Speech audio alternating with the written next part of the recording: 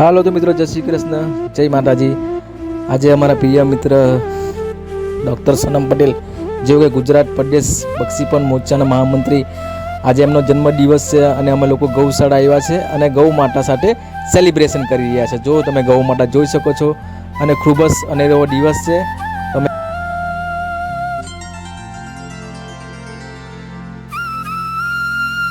વેણી જે અંબા માતા ફરેક મારા ટીટી સ્કૂટી ડેડી હતા એમને કેમની પસંદ વેણી તો આપણે એમને પહેરાવે છે વેણી। તો ભાઈ ખૂબ ખૂબ આભાર। ખૂબ આજે મને કેવી સરસ લાગે ગૌ માતા કરવાનો અવસર આપ્યો। ગૌ માતાની આજે પૂજા જે કરી રહ્યો છું ત્યારે ખરેખર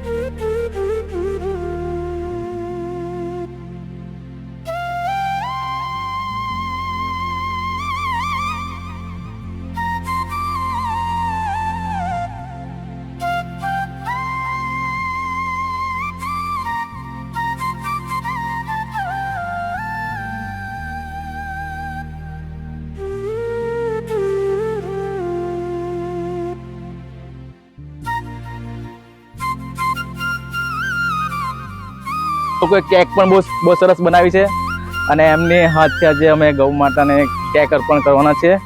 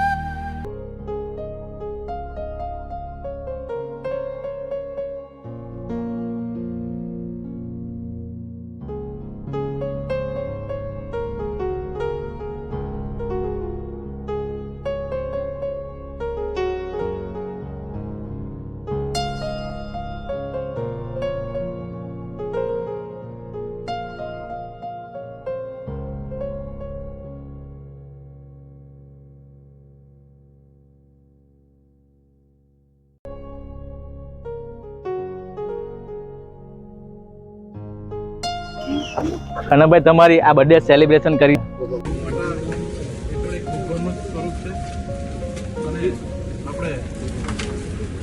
ગીત ગાય હોય અલગ જ એક દેશી ગૌવંશ, આપણું દેશી ગૌવંશ ખૂબ સરસ અલગ જ જાતનો એક અલગ અહેસાસ થાય છે, આનંદ ખરેખર કહી શકાય. ભાઈ આપણો પણ ખૂબ ખૂબ આભાર. નાના છે આપણે અમને ખૂબ સારો એવો મોકો આપ્યો. તમારી પણ લાગણી એવી છે કે તમારી જે કાર જોઈને ગૌ માતા અમારી નજીક આવી ગઈ. અમને બી તમારી લાગણી હશે તો ગૌ માતા માણસને ઓળખી જ લે છે કે હા હોય છે. સરસ, પણ ખૂબ આભાર. દરેકને નમ્ર વિનંતી કરું છું કે ગૌ માતા આપણે પૂજીએ. જેટલું પણ આપણે ગૌ માતા માટે કરી શકીએ નાનું નાનું એટલું દરેક મિત્રોને કરવા માટે હું વિનંતી કરું છું. કે ગૌ માતાનું છાણું હોય, ગૌ માતાનું મૂત્ર હોય એ દવા માટે ખૂબ ઉપયોગી આપણે સાબિત થાય છે અને ખૂબ અક્ષીણ છે. ત્યારે આપણે ગાયને માતા તરીકે પૂજવી જોઈએ અને ફાઉન્ડેશન હોય કે ઘણા બધા એવા ફાઉન્ડેશન હોય છે. સ્પેશિયલી સોમુભાઈ પોતાના અને એમની ટીમ જ્યારે જીવના જોખમે ગૌ માતાની સેવા કરે છે ત્યારે ખરેખર ખૂબ આનંદ થાય છે. એમને